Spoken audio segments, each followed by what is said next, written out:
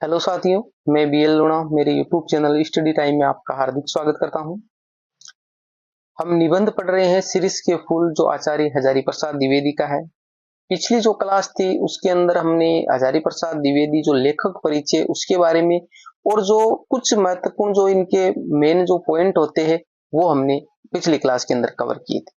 आज जो ये मूल निबंध है जहां से बीच में से लाइनें देखकर अक्सर पूछते हैं कि ये लाइनें किसने कही थी, कहां से ली गई है, तो ऐसी लाइनें देखकर पूछते तो इनके बारे में हम इसके अंदर देखेंगे। दूसरी बात जो महत्वपूर्ण इनसे जो क्वेश्चन बनेंगे, जो इंपॉर्टेंट क्वेश्चन है वो क्वेश्चन हम देखेंगे, जो क्वेश्चन हमारे को एग्जाम में अक्सर कंफ्यूजन पैदा करते हैं। इस प्लेटफॉर्म पर हम संपूर्ण फर्स्ट ग्रेड का कोर्स करने जा रहे हैं। तो अगर आप फर्स्ट ग्रेड की, सेकंड ग्रेड की या किसी भी एग्जाम की तैयारी कर रहे हो जिसके अंदर आपकी हिंदी भाषा लगती है, तो आप मेरे चैनल से नियमित जुड़ सकते हो। अच्छा कंटेंट मिलेगा आपको।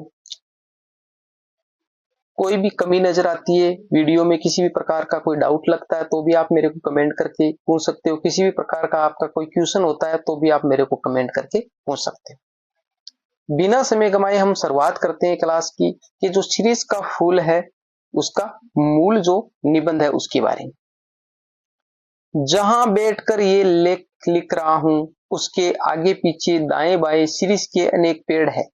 जेठ की जलती धूप में जबकि धरित्री निर्धूम अग्नि कुंड बनी हुई है।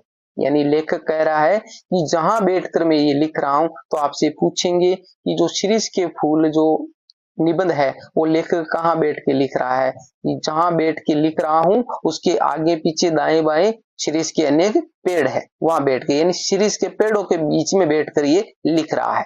जेठ की जलती धूप है, यानी महीना है वो जेठ का है। आपसे पूछेगा कि जो सीरीज का जो फूल है, निबंध है, आचार्य हजारी प्रसाद द्विवेदी ने किस महीने में लिखा था, तो वो महीना कौन सा है? जेठ का महीना है।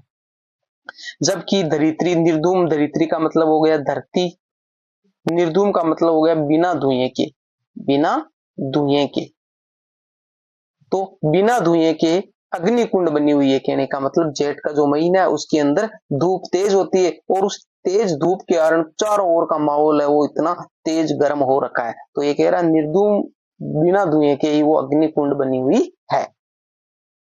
दिन 10 फूला फूली के खक्कड़ बया पलास, ऐसे धूमदारों से तो लंडूरे भले फूल है शिरीष। देखो ये लाइन है, दिन 10 फूला फूली के खक्कड़ भया पलास, पलास के बारे में कहा है। पलास, पलास क्या होता है? दिन 10 के लिए फूलता है, दिन 10 के लिए फूलता है और फिर खक्कड़ यानी एकदम से गायब हो जाते हैं सारे फूल और एकदम अकेला रह जाता है। तो ये कह रहा है दिन 10 फूला फूली के खक्कड़ भया पलास, ऐसे धूमदारों, धूम का मतलब होता है पूंछ, पूंछ होती है। तो ये धूमदारों से तो लंडूरे भले, यानी बिना पूंछ के अच्छे है। जिसकी पूंछ हो वो एक छोटी सी हो, जिसकी छोटी सी पूंछ हो उससे अच्छा तो बिना पूंछ के ही रहे। तो यही इस पलास के बारे में कहा। तो आपसे पूछेगा दिन 10 फूले फूली के खक्कड़ भया, खाली जगह आएगा, ऐसे धूमदारों से तो लंडूरे भले। तो इसके अंदर जैसे वहां पे नाम आ जाएगा, पलास हो गया हमारा, ये शिरीष का फूल हो गया और अमलतास हो, अलग अलग नाम दे देंगे। तो यहाँ पर पलास आपको करना है। फूल है शिरीष, यानी जो लेखक ने शिरीष के फूल है उसको अच्छा बताया है।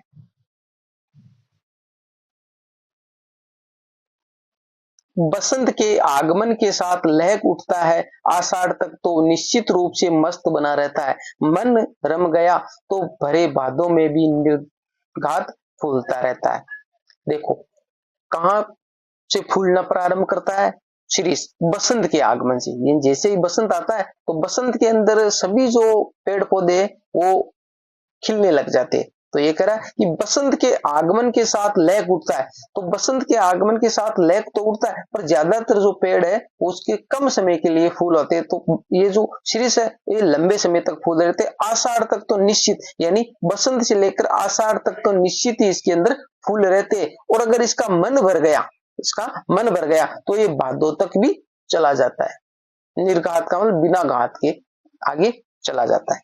यद्यपि कवियों की भांति हर फूल पत्ते को देखकर मुग्ध होने लायक हृदय विधाता ने नहीं दिया। यहां से लाइन देंगे, यद्यपि कवियों की भांति हर फूल पत्ते को देखकर मुग्ध होने का लायक हृदय विधाता ने नहीं दिया। ये बात किसने कही है?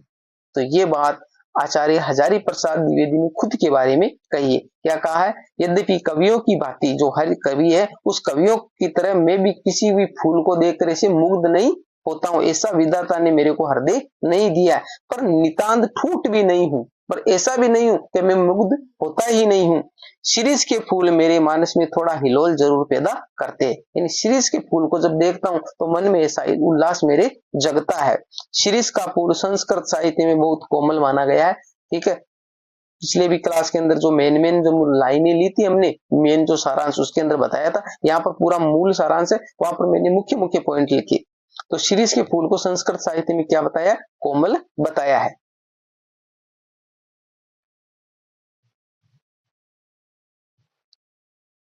इसके फल इतने मजबूत होते हैं कि नए फूलों के निकल आने पर भी स्थान नहीं छोड़ते।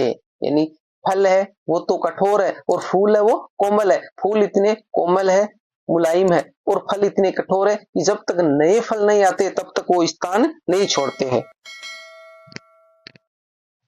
जरा और मृत्यु ये दोनों ही जगत के अति परिचित और अति प्रामाणिक सत्य है। मोस्ट लाइन है, यानी इस जगत जरा और मृत्यु ये दोनों ही जगत के अति परिचित और अति प्रामाणिक सत्य है। ये लाइन मोस्ट है। जरा का मतलब बुढ़ापा होता है और मृत्यु का मतलब मृत्यु है। ये तो ये कह रहा है कि जरा और मृत्यु है वो जगत के अपरिचित और अति परिचित और अति प्रामाणिक सत्य है, यानी सभी इसके बारे में जानते हैं। तो आपसे यहाँ से क्वेश्चन पूछ लेगा, जगत के अति परिचित और अति प्रामाणिक सत्य कौन से? तो जरा और मृत्यु है।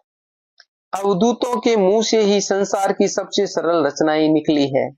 यानी जो अवधूत बताया है कि जो अवधूत होते हैं, जो फक्कड़ होते हैं, सन्यासी होते हैं, जो अपने बारे में कुछ उनको पता नहीं होता है, जो पूरे संसार का ही जैसे मान लिया उसको समान दृष्टि से देखते, तो ये कह रहा अवधूतों के मुंह से इस संसार की सबसे सरल रचनाएं निकली है। कबीर बहुत कुछ इस शिरीष के समान ही थे। ठीक है, तो शिरीष को किसके समान बताया? कबीर के समान। कबीर को किसके समान बताया? शिरीष के समान। तो ये क्वेश्चन ऐसे ही यहाँ से बनाएंगे।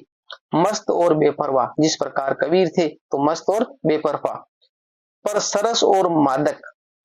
कालिदास भी जरूर अनासक्त योगी रहे होंगे। कर्नाट राज की प्रिया विजिका देवी ने गर्वपूर्वक कहा था कि एक कवि ब्रह्मा, दूसरे वाल्मीकि और तीसरे व्यास। तो ये लाइन याद रखना।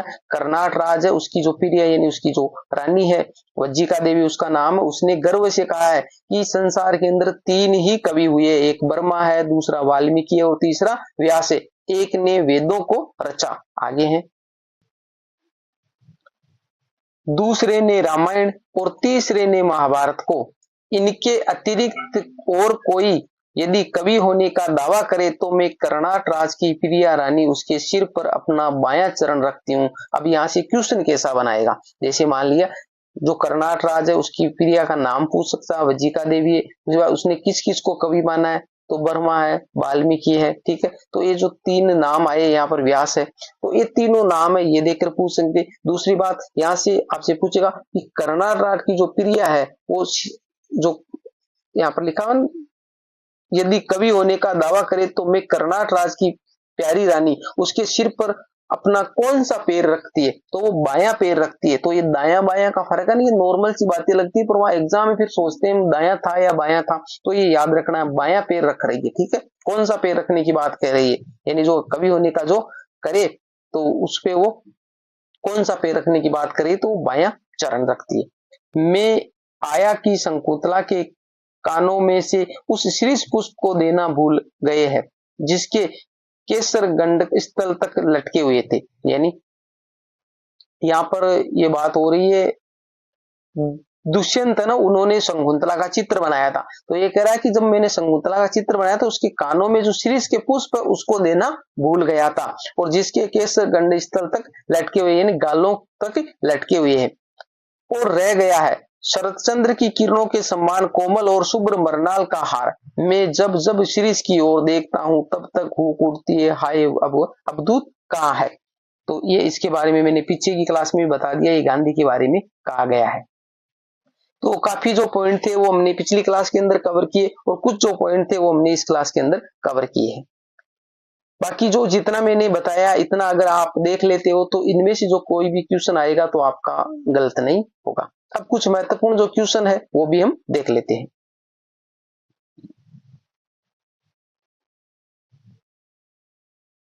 महत्वपूर्ण प्रश्न है, राजोद्यान के सिंह द्वार के माध्यम से लेखक ने क्या संदेश दिया है?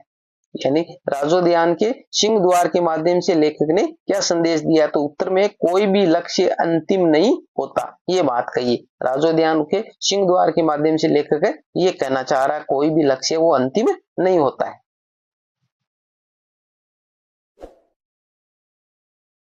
किस कवि के अनुसार वाटिका के संगन छायादार वृक्षों की छाया में ही झूला लगाना चाहिए? तो पीछे हमने जो कल वाली क्लास थी उसके अंदर देखा है, वात्स्यायन ने कहा ये बात। वात्स्यायन कहते हैं कि झूला हमें जो छायादार जो वृक्ष होते हैं उन पे ही लगाना चाहिए। कौन अपने झूलने के लिए लोहे का पेड़ बनवा सकता है? शीर्ष के फूल निबंध के आधार पर बताइए।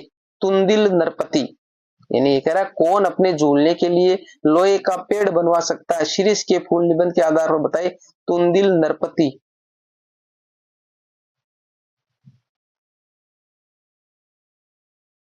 हास्य वह अवधूत आज कहाँ है?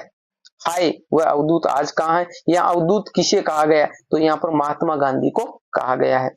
शीर्ष के फूल निबंध में हजरत शब्द किसके लिए प्रयुक्त हुआ है? शीर्ष के पेड़ के लिए।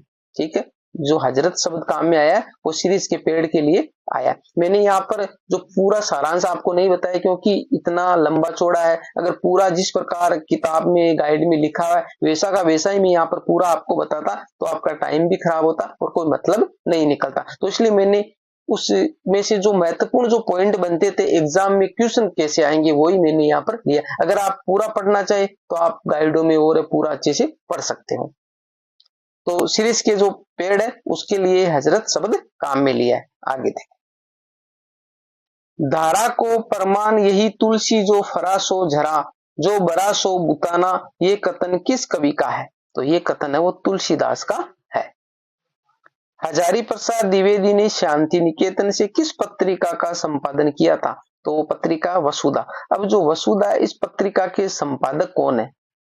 ठीक है, मैंने आपको पत्रिका जब बताई थी वहां पर अच्छे से बताया। आप मेरे को कमेंट करके बताइए जो वसुधा पत्रिका उसके संपादक कौन है। ये तो कह रहा है हजारी प्रसाद द्विवेदी ने शांति निकेतन से किस पत्रिका का संपादन किया था? तो इसका संपादन है वो हजारी प्रसाद द्विवेदी ने भी किया है, परंतु जो शुरुआती जो इसके संपादक है वसुधा के, ठीक है, वो मेरे को आपको कमेंट करके बताना है।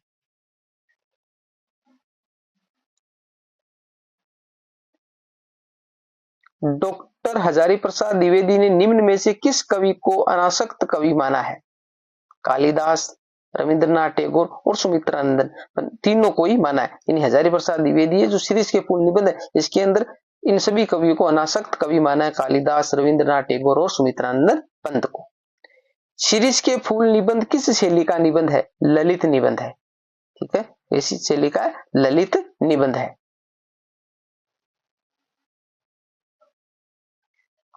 हजारी प्रसाद द्विवेदी किस कवि से अपनी तुलना नहीं कर सकते? कालिदास से। मोस्ट है ये क्वेश्चन। हजारी प्रसाद द्विवेदी किस कवि से अपनी तुलना नहीं कर सकते? कालिदास से वो अपनी तुलना नहीं कर सकते। वे अनासक्ति योगी की स्थिर प्रज्ञा और विदग्ध प्रेमी का हृदय पा चुके थे, वे किसके लिए प्रयुक्त हुआ है? कालिदास के। ये वे शब्द है वो किसके लिए? वे अनासक्ति योगी की स्थिर प्रज्ञता और विदग्धता प्रेमी का हृदय पा चुके थे। यहाँ पर वे शब्द है वो कालिदास के लिए आया है।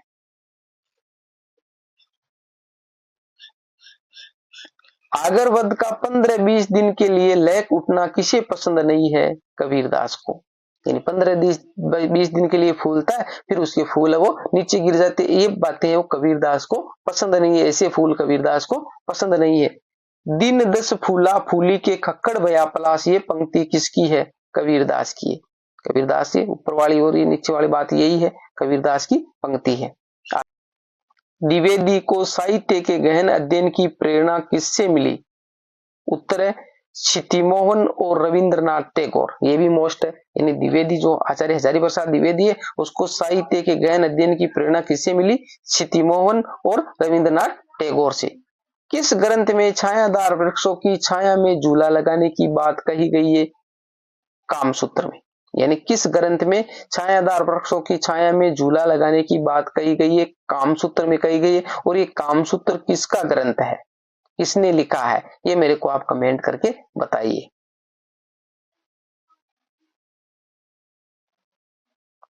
जीर्ण और दुर्बल झड़ रहे हैं, जिनमें प्राणकण थोड़ा भी ऊर्ध्वमुखी है, वे टिक जाते हैं। पंक्ति में रेखांकित वाक्यांश का अर्थ क्या है, यानी इसके अंदर जो चैतन्य और गतिशील है। जीर्ण और दुर्बल झड़ रहे, जीर्ण और जो कमजोर है और दुर्बल है वो झड़ रहे, जिनमें प्राण कण थोड़ा भी ऊर्ध्वमुखी है, ऊर्ध्वमुखी है, यहाँ पर है ये अंडरलाइन। वे टिक जाते, पंक्ति में रेखांकित वाक्यांश का अर्थ क्या है, तो वो जो चैतन्य और गतिशील है वो टिके रहते हैं। अब इसके बाद में जो हमने जो दो निबंध थे, एक तो कविता क्या है आचार्य रामचंद्र शुक्ल, और एक शीरीष के फूल जो निबंध है आचार्य हजारी प्रसाद द्विवेदी, दोनों निबंधों को अच्छे से कवर कर लिया, जितने भी इनसे महत्वपूर्ण जो क्वेश्चन लेने की कोशिश की है।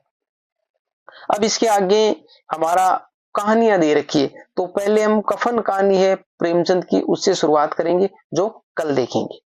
उम्मीद करता हूं ये क्लास आपको अच्छी लगी होगी। अगर अच्छी लगी है तो इसको लाइक करिए, अपने दोस्तों के साथ में भी शेयर कीजिए। किसी भी प्रकार का डाउट कंफ्यूजन है तो भी आप मेरे को कमेंट कर सकते हो। चैनल को अभी तक सब्सक्राइब नहीं किया तो सब्सक्राइब जरूर कर ले। मिलते हैं अगली वीडियो में, तब तक के लिए जय भीम जय भारत।